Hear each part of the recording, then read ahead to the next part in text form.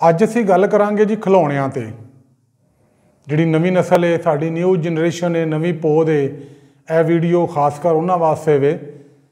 ਤੁਹਾਨੂੰ ਪਤਾ ਜਿਹੜੀ ਨਵੀਂ ਨਸਲ ਹੈ ਉਹਨਾਂ ਵਾਸਤੇ ਬਹੁਤ ਜ਼ਿਆਦਾ ਖਿਡੌਣੇ ਚਾਈਨਾ ਦੇ ਬਣੇ ਹੋਏ ਜਦੀਦ ਤੋਂ ਜਦੀਦ ਖਿਡੌਣੇ, ਜਗ੍ਹਾ ਜਗ੍ਹਾ ਫਨਲੈਂਡ, ਇਸ ਤਰ੍ਹਾਂ ਦੀਆਂ ਬਹੁਤ ਸਾਰੀਆਂ ਸਹੂਲਤਾਂ ਨੇ ਉਹਨਾਂ ਦੇ ਵਾਸਤੇ।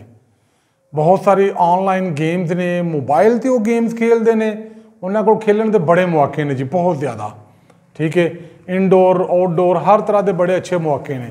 ਲੇਕਿਨ ਜਦੋਂ ਅਸੀਂ ਬੱਚੇ ਸਾਂ, ਛੋਟੇ ਸਾਂ, ਅਸੀਂ ਉਦੋਂ ਕਿਹੜੀਆਂ ਗੇਮਾਂ ਖੇਡਦੇ ਸਾਂ, ਅਸੀਂ ਇਹ ਦੱਸਣਾ ਚਾਹੁੰਦੇ ਹਾਂ। ਜਿਹੜੇ ਬੱਚੇ ਉਦੋਂ ਮੇਰੀ ਉਮਰ ਦੇ ਸ਼ਹਿਰ 'ਚ ਹੁੰਦੇ ਸਨ, ਮੈਂ ਉਹਨਾਂ ਦੀ ਗੱਲ ਨਹੀਂ ਕਰਦਾ, ਕਿਉਂਕਿ ਹੋ ਸਕਦਾ ਸ਼ਹਿਰ ਦੇ ਵਿੱਚ ਉਹਨਾਂ ਨੂੰ ਅੱਛੀਆਂ ਸਹੂਲਤਾਂ ਹੋਣ। ਮੈਂ ਇੱਕ ਪਿੰਡ, ਛੋਟਾ ਜਿਹਾ ਪਿੰਡ, ਯਾਨੀ ਕਿ ਇੱਕ ਐਸਾ ਪਿੰਡ ਕਿ ਜਿਹੜਾ ਬਿਲਕੁਲ ਰਵਾਇਤੀ ਪਿੰਡ ਸੀ, ਮੈਂ ਉੱਥੇ ਜੰਮਿਆ ਪਲਿਆ, ਮੈਂ ਸਿਰਫ ਉਹਦੀ ਗੱਲ ਕਰਾਂਗਾ।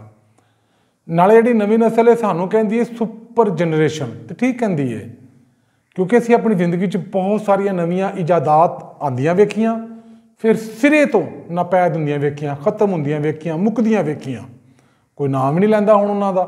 ਪਹਿਲਾਂ ਉਹਨਾਂ ਦਾ ਬੜਾ ਸ਼ੋਰੋ ਗੁੱਲ ਹੁੰਦਾ ਸੀ, ਹੁਣ ਕੋਈ ਨਾਮ ਵੀ ਨਹੀਂ ਲੈਂਦਾ। ਅੱਛਾ, ਅਸੀਂ ਦੱਸਾਂਗੇ ਕਿ ਅਸੀਂ ਜਦੋਂ ਛੋਟੇ ਸਾਂ ਅਸੀਂ ਕਿਵੇਂ ਦੇ ਖਿਡੌਣਿਆਂ ਨਾਲ ਖੇਡਦੇ ਸਾਂ। ਬੜੀਆਂ ਖੂਬਸੂਰਤ ਯਾਦਾਂ ਨੇ ਜੀ, ਤਾਜ਼ਾ ਹੋ ਰਹੀਆਂ ਨੇ, ਬਚਪਨ 'ਚ ਬਹੁਤ ਕੁਛ ਯਾਦ ਆ ਰਿਹਾ। ਮੋਸਟਲੀ ਨਾ ਸਿਰ 'ਤੇ ਰੱਖਿਆ ਹੁੰਦਾ ਸੀ ਵੱਡਾ ਸਾਰਾ ਛਾਬੜਾ, ਕੋਈ ਮਰਦ ਜਾਂ ਔਰਤ ਕਿਸੇ ਨੇ, ਉਹਨਾਂ ਨੇ ਆਵਾਜ਼ ਲਾਣੀ, ਘੁੱਗੂ ਘੋੜੇ ਲੈ ਲਓ, ਘੁੱਗੂ ਘੋੜੇ। ਉਹ ਮਿੱਟੀ ਦੇ ਬਣੇ ਹੁੰਦੇ ਸਨ ਘੋੜੇ ਜੇ, ਘੁੱਗੂ ਜੇ, ਮੁਖਤਲਿਫ ਸ਼ਕਾਲ ਹੁੰਦੀਆਂ ਸਨ, ਸ਼ਕਲਾਂ ਹੁੰਦੀਆਂ ਸਨ, ਮੂਰਤਾਂ ਹੁੰਦੀਆਂ ਸਨ। ਉਹ ਅਸੀਂ ਕੋਈ ਪੈਸੇ ਦੇ ਰਿਹਾ, ਕੋਈ ਆਟਾ, ਕਣਕ, ਚਾਵਲ, ਜਿਵੇਂ ਜਿਵੇਂ ਜਿਹਨੂੰ ਕੋਈ ਮੁਨਾਸਬ ਲੱਗਦਾ, ਜਾਂ ਘਰੋਂ ਜਿਵੇਂ ਜਿਵੇਂ ਜਿਹਨੂੰ ਜੋ ਮਿਲਦਾ ਸੀ ਉਹ ਦੇ ਕੇ ਉਹਨਾਂ ਦੇ ਕੋਲੋਂ ਲੈ ਰਿਹਾ ਜੀ, ਉਹਨਾਂ ਨਾਲ ਖੇਡ ਰਿਹਾ।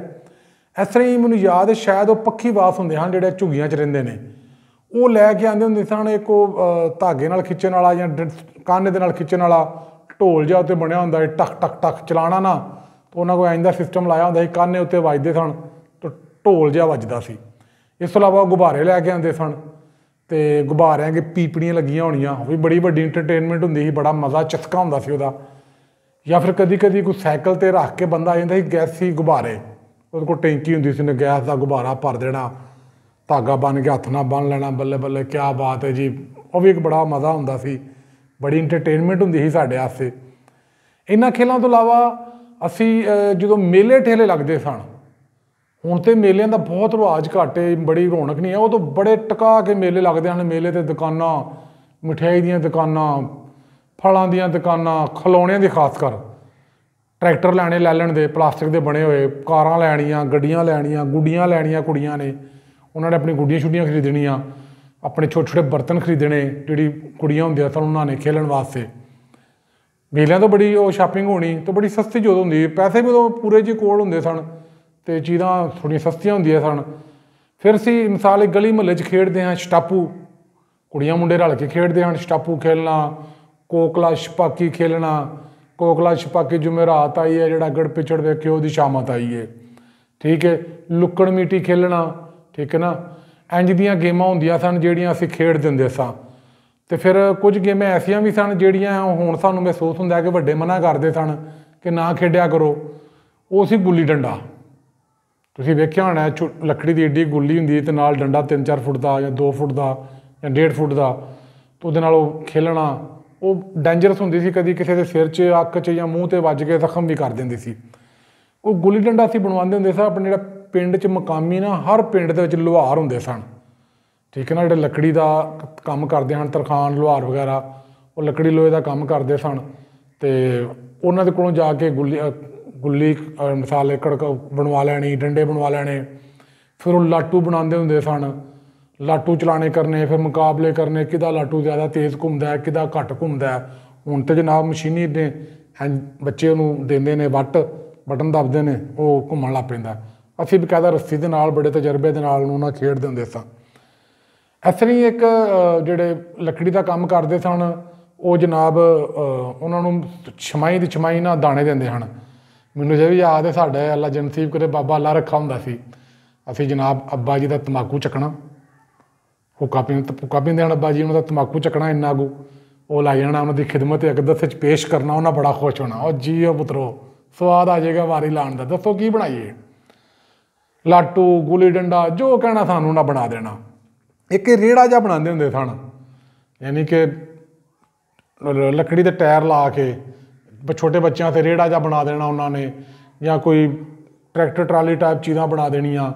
ਇਹ ਯਾਨੀ ਕਿ ਉਦੋਂ ਸਾਡੇ ਖਿਡੌਣੇ ਹੁੰਦੇ ਸਨ ਖੇਲਣ ਵਾਸਤੇ। ਅਤੇ ਉਸ ਤੋਂ ਬਾਅਦ ਨਾ ਇੱਕ ਚੀਜ਼ ਹੋਰ ਸੀ ਜਿਹੜੀ ਮਿਸਾਲ ਤੌਰ 'ਤੇ ਅਸੀਂ ਖੇਡਦੇ ਸਾਂ, ਉਹ ਦਾਇਰਾ ਬਣਾ ਲੈਣਾ, 2 ਗਰੁੱਪ ਬਣ ਜਾਣੇ, ਇੱਕ ਗਰੁੱਪ ਨੇ ਦਾਇਰੇ 'ਚ ਹੋਣਾ, ਇੱਕ ਗਰੁੱਪ ਨੇ ਬਾਹਰ ਹੋਣਾ। ਬਾਹਰ ਵਾਲੇ ਗਰੁੱਪ ਨੇ ਉਹਨਾਂ ਨੂੰ ਬਾਹਰ ਕੱਢਣਾ, ਅੰਦਰ ਵਾਲਿਆਂ ਕੋਲ ਚਪੇੜਾ ਮਾਰਨੀਆਂ। ਖੈਰ ਗੇਮ ਉਹ ਵੀ ਖਤਰਨਾਕ ਸੀ, ਕਦੀ ਕਦੀ ਵੱਡੇ ਸਾਡੀ ਮੁਰੰਮਤ ਵੀ ਕਰ ਦਿੰਦੇ ਸਨ, ਕਿਉਂਕਿ ਹੁਣ ਤਾਂ ਇਹ ਬੜਾ ਯਕੀਨ ਕਰਿਆ ਜੇ ਜਿਹੜੀ ਨਵੀਂ ਨਸਲ ਦੀ ਤਾਂ ਮੌਜਾਂ ਨੇ, ਮੈਂ ਨਹੀਂ ਖਾਣਾ ਇਹ ਖਾ ਲੈ।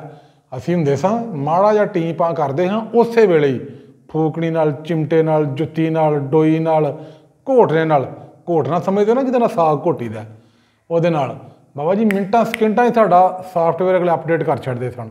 ਐਂ ਤੀਰ ਵਾਂਗੂ ਸਿੱਧੇ ਹੋ ਜਾਂਦੇ ਸਾਂ ਅਸੀਂ, ਠੀਕ ਹੈ। ਅਤੇ ਇਸ ਤਰ੍ਹਾਂ ਹੀ ਹੁਣ ਤਾਂ ਖੈਰ ਚਲੋ ਨਵੀਂ ਨਸਲ ਭਾਈ, ਇਹਦੇ ਤਾਂ ਲਾਡ ਹੀ ਬੜੇ ਨੇ, ਨਖਰੇ ਬੜੇ ਨੇ, ਅੱਲਾ ਨੇ ਸਲਾਮਤ ਰੱਖੇ ਸਾਡਾ ਮੁਸਤਕਬਲ। ਇਹ ਚੀਜ਼ਾਂ ਹੁੰਦੀਆਂ ਹਨ ਸਾਡੇ ਖੇਲਣ ਵਾਸਤੇ, ਠੀਕ ਹੈ। ਅਤੇ ਇੱਕ ਮੇਰੀ ਬੜੀ ਵੱਡੀ ਇੰਟਰਟੇਨਮੈਂਟ ਹੁੰਦੀ ਸੀ, ਸ਼ਾਇਦ ਉਹ ਕਿਸੇ ਬੱਚੇ ਦੀ ਹੁੰਦੀ ਸੀ ਜਾਂ ਨਹੀਂ ਸੀ ਹੁੰਦੀ, ਉਹ ਇਹ ਹੁੰਦੀ ਸੀ ਕਿ ਉਦੋਂ ਕੱਚੇ ਘਰ ਸਨ, ਮੋਬਾਇਲ ਕੋਲ ਨਹੀਂ ਸਨ ਹੁੰਦੇ ਕਿਸੇ ਕੋਲ ਵੀ, ਟੀ ਵੀ ਟਾਵੇਂ ਘਰ ਟੀ ਵੀ ਹੁੰਦਾ ਸੀ। ਜ਼ਿਆਦਾ ਇਹ ਹੁੰਦਾ ਸੀ ਕਿ ਲੋਕ ਆਪਸ 'ਚ ਬਹਿ ਕੇ ਗੱਪਾਂ ਮਾਰਦੇ ਹੁੰਦੇ ਸਨ, ਗੱਲਬਾਤ ਕਰਦੇ ਸਨ, ਸ਼ੁਗਰ ਲਾਉਂਦੇ ਸਨ। ਅੱਛਾ, ਜਦੋਂ ਮੈਂ ਜਿੱਥੇ ਵੀ ਬੈਠਿਆ ਹੋਣਾ ਘਰ ਜਾਂ ਬਾਹਰ ਕਿਤਲੇ ਵੀ, ਉਦੋਂ ਨਾ ਦੀਵੇ ਦਾ ਰਿਵਾਜ ਸੀ, ਦੀਵਾ, ਲਾਲਟੈਨ ਦੀਵਾ। ਲਾਈਟ ਚਲੀ ਗਈ ਨਾ ਅਗਰ ਤਾਂ ਲਾਲਟੈਨ ਅਤੇ ਦੀਵਾ ਸ਼ਿਵਾ ਨਾ ਹੋ, ਖਾਸ ਕਰ ਸਰਦੀਆਂ ਨੂੰ। ਅੱਛਾ, ਮੈਂ ਕੀ ਕਰਨਾ ਹੈ ਕਿ ਦੀਵਾ ਪਿਆ ਨਾ, ਅਤੇ ਦੀਵੇ ਨੂੰ ਇਹੋ ਜਿਹੇ ਐਂਗਲ 'ਤੇ ਰੱਖਣਾ ਹੈ ਕਿ ਜਿਹੜਾ ਅਗਲਾ ਬੰਦਾ ਹੈ ਨਾ, ਅਗਰ ਉਹ 2 ਬੰਦੇ ਇੰਝ ਬੈਠੇ ਨੇ ਨਾ, ਅਤੇ ਦੀਵਾ ਇਸ ਤਰ੍ਹਾਂ ਰੱਖਣਾ ਕਿ ਸਾਹਮਣੇ ਦੀਵਾਰ 'ਤੇ ਉਹਨਾਂ ਦਾ ਅਕਸ ਬਣੇ। ਉਹ ਫਿਰ ਜਦੋਂ ਉਹਨਾਂ ਇੰਝ ਹੱਥ ਕਰਨਾ, ਦੀਵਾਰ 'ਤੇ ਵੱਡਾ ਸਾਰਾ ਹੱਥ ਬਣ ਜਾਣਾ। ਜੇ ਉਹਨਾਂ ਮੂੰਹ ਇੰਝ ਖੋਲ੍ਹਣਾ ਤਾਂ ਦੀਵਾਰ 'ਤੇ ਵੱਡਾ ਸਾਰਾ ਮੂੰਹ, ਵੱਡਾ ਸਾਰਾ ਨੱਕ। ਇਹ ਮੇਰੀ ਇੰਟਰਟੇਨਮੈਂਟ ਹੁੰਦੀ, ਸਮਝ ਲਓ ਕਿ ਮੈਂ ਇੱਕ ਕਾਰਟੂਨ ਵੇਖਦਾ ਹੁੰਦਾ ਜਾਂ ਜੋ ਵੀ ਸਮਝ ਲਓ ਤੁਸੀਂ। ਇਹ ਮੇਰੀ ਬੜੀ ਵੱਡੀ ਇੰਟਰਟੇਨਮੈਂਟ ਹੁੰਦੀ ਸੀ। ਇਹ ਮੇਰਾ ਇੱਕ ਸ਼ੌਕ ਸੀ, ਕਹਿ ਲਓ ਹੌਬੀ ਸੀ ਜਾਂ ਜੋ ਵੀ ਸੀ, ਮੈਂ ਇਹ ਗੇਮ ਖੇਡਦਾ ਹੁੰਦਾ ਸਾਂ। ਫਿਰ ਉਦੋਂ ਜਿਹੜੀ ਕੁੜੀਆਂ ਸਨ ਨਾ, ਕੁੜੀਆਂ ਕਿਹੋ ਜਿਹੀ ਗੇਮਾਂ ਖੇਡਦੀਆਂ ਸਨ, ਉਹ ਮੁਖਤਲਿਫ ਗਿੱਧਾ ਪਾਉਣਾ, ਉਹਨਾਂ ਬੋਲੀਆਂ ਪਾਉਣੀਆਂ, ਜਾਂ ਫਿਰ ਉਹ ਗੁੱਡੀ ਦਾ ਵਿਆਹ ਕਰਦੇ ਸਨ।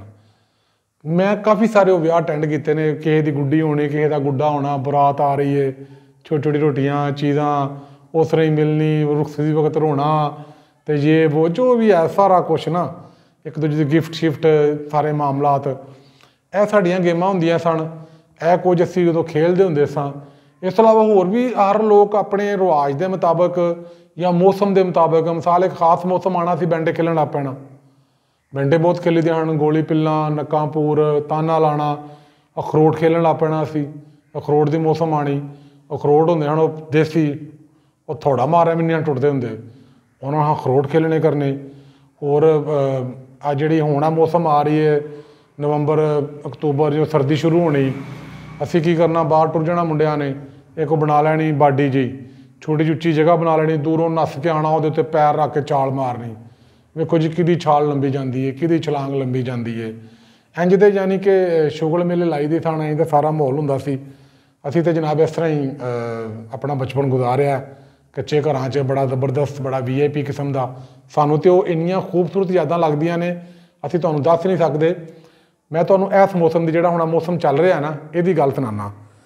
ਇਸ ਮੌਸਮ ਦੇ ਵਿੱਚ ਨਾ ਅਸੀਂ ਚਿੜਵੜੇ ਖਾਂਦੇ ਹੁੰਦੇ ਸਾਂ, ਕੱਚੀ ਮੁੰਜੀ, ਉਹਨੂੰ ਕੜਾਹੀ ਵਿੱਚ ਚੰਗੀ ਤਰ੍ਹਾਂ ਭੁੰਨ ਕੇ ਜਦੋਂ ਤਪ ਜਾਣੀ, ਉਹਨੂੰ ਉਖਲੀ 'ਚ ਪਾ ਕੇ ਚੰਗੀ ਤਰ੍ਹਾਂ ਕੁੱਟਣਾ, ਉਹ ਚਾਵਲ ਚੌੜਾ ਹੋ ਜਾਂਦਾ ਸੀ, ਉਹਨੂੰ ਫਿਰ ਛੱਟ ਲੈਣਾ, ਉਹਦੇ ਅਸਾਂ ਖਾਣੇ ਚਿੜਵੜੇ।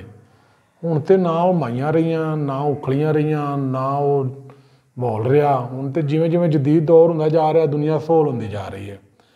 ਅਤੇ ਅਗਰ ਤੁਹਾਨੂੰ ਮੇਰੀ ਇਹ ਵੀਡੀਓ ਅੱਛੀ ਲੱਗੇ, ਸ਼ੇਅਰ ਕਰਿਆ ਜੇ, ਕਮੈਂਟਸ ਕਰਿਆ ਜੇ, ਲਾਈਕ ਕਰਿਆ ਜੇ, ਸਬਸਕ੍ਰਾਈਬ ਤੁਹਾਡਾ ਦਿਲ ਕਰੇ ਤਾਂ ਕਰਿਆ ਜੇ, ਨਾ ਕਰੇ ਤਾਂ ਕੋਈ ਮਸਲਾ ਨਹੀਂ। ਤੁਸੀਂ ਵੇਖ ਲਿਆ, ਤੁਹਾਡਾ ਹੀ ਬੜੀ ਮਿਹਰਬਾਨੀ। ਅਤੇ ਮੈਨੂੰ ਇਜਾਜ਼ਤ ਦਿਓ ਜੀ, ਬਹੁਤ ਸ਼ੁਕਰੀਆ। ਅੱਲਾ ਤੁਹਾਨੂੰ ਸਿਹਤ ਤੰਦਰੁਸਤੀ ਦੇ, ਸ਼ਾਦ ਰਵੋ, ਆਬਾਦ ਰਵੋ, ਖੁਦਾ ਹਾਫਿਜ਼।